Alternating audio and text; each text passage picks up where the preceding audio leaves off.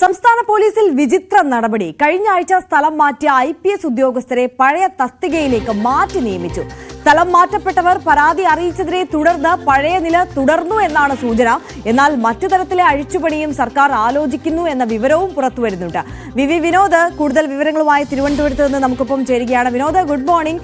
വിചിത്രമായ നടപടിയാണ്. സർക്കാരിനെ പ്രേരിപ്പിച്ചത് എന്താണ് ഇതിന്?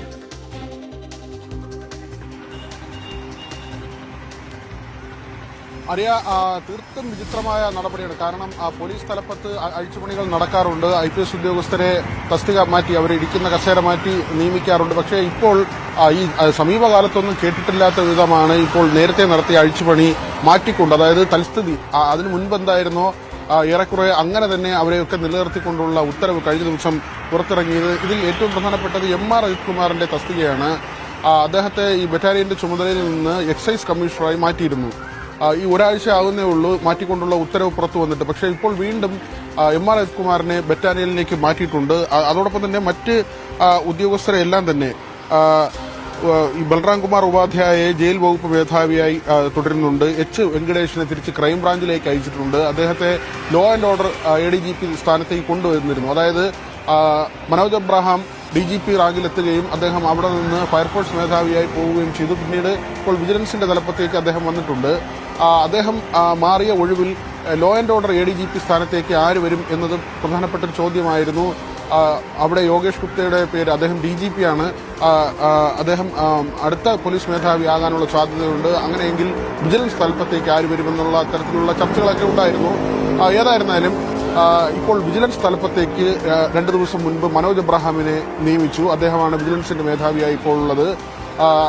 അതേസമയം ഒരാഴ്ച മുൻപ് ഇറക്കിയ ഉത്തരവ് അത് ഏറെക്കുറെ പൂർണ്ണമായി മാറ്റിയിരിക്കുന്നു. എന്തുകൊണ്ടാണ് സർക്കാർ ഈ തരത്തിൽ മാറ്റം വരുത്തിയത്? അതായത് ലോ ആൻഡ് ഓർഡർ ADGP സ്ഥാനത്തേക്ക് വെങ്കടേഷ് അല്ലെങ്കിൽ ശ്രീജിത്ത് അങ്ങനെയൊക്കെ ഉള്ള ആളുകളുടെ പേരുകൾ പറഞ്ഞു കേട്ടിരുന്നു. പക്ഷേ വെങ്കടേഷിനെ നിയമിക്കുകയും ഇപ്പോൾ വെങ്കടേഷിനെ വീണ്ടും ആ സ്ഥാനത്തേക്ക് കൊണ്ടുവരികയും ചെയ്തിരിക്കുന്നു. അങ്ങനെ വളരെ വിചിത്രമായ തരത്തിലുള്ള സ്ഥലം മാറ്റങ്ങളാണ് ഉണ്ടായിരിക്കുന്നത്. ഇത് എന്തുകൊണ്ട് സംഭവിച്ചു? അത് സർക്കാർ എന്തെങ്കിലും ഈ മാറ്റിയതിൽ എന്തെങ്കിലും പ്രശ്നം കാണുന്നത് കൊണ്ടാണോ? അതായത് സാങ്കേതികമായ പ്രശ്നങ്ങളുണ്ടോ? ഇനി അതല്ല, ഈ സ്ഥലം മാറ്റപ്പെട്ട ഉദ്യോഗസ്ഥർ അവർ പരാതി പറഞ്ഞു എന്നൊരു വാദമുണ്ട്. പക്ഷെ അങ്ങനെ ഈ IPSന്റെ ഒക്കെ രീതി അനുസരിച്ച് ഈ ഉദ്യോഗസ്ഥരെ മാറ്റുന്നതിൽ ഉദ്യോഗസ്ഥർക്ക് എന്തെങ്കിലും പരാതി ഉണ്ട് എന്നതിന്റെ പേരിൽ മാത്രം സർക്കാർ അങ്ങനെ പൂർണ്ണമായും നേരത്തെ എടുത്ത തീരുമാനം മാറ്റുന്ന രീതിയില്ല. ഇനി അതല്ല, പുതിയൊരു അഴിച്ചുപണി ഇപ്പോൾ വെച്ചതിൽ എന്തെങ്കിലും പിശകുണ്ട്, അതുകൊണ്ട് ഈ വെച്ച ആളുകളെ തന്നെ അങ്ങോട്ടും ഇങ്ങോട്ടും മാറ്റിക്കൊണ്ട് അടുത്തൊരു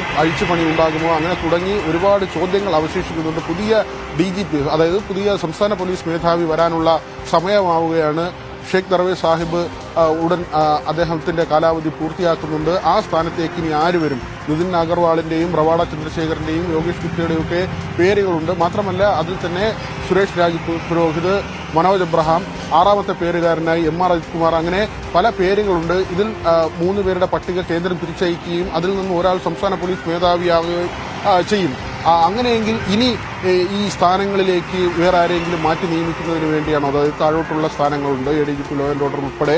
ഇനിയും അഴിച്ചുപണി ഉണ്ടാകുമോ എന്നതാണ് ചോദ്യം. ഏതായിരുന്നാലും വളരെ വിചിത്രമായൊരു കാര്യമാണ് സംസ്ഥാന പോലീസിൽ ഉണ്ടായിരിക്കുന്നത്. ഈ സമീപകാലത്തൊന്നല്ല, കുറെ വർഷങ്ങളായി ഇങ്ങനെ ഒരു സംഭവം കേട്ടുകേൾവിയില്ലാത്തതാണ്. ആദ്യം അവരെ മാറ്റി നിയമിക്കുകയും പിന്നീട് പഴയ തസ്തികയിലേക്ക് കൂട്ടത്തോടെ തിരികെ കൊണ്ടുവരികയും ചെയ്യുക. എന്താണ് സർക്കാരിന്റെ മനസ്സിലുള്ളത് എന്ന കാര്യം വ്യക്തവുമല്ല. ആര്യ, തീർച്ചയായും വിനോദാണ് വിവരങ്ങൾ നൽകിയത്. വിനോദ്, തുടരുക. മറ്റൊരു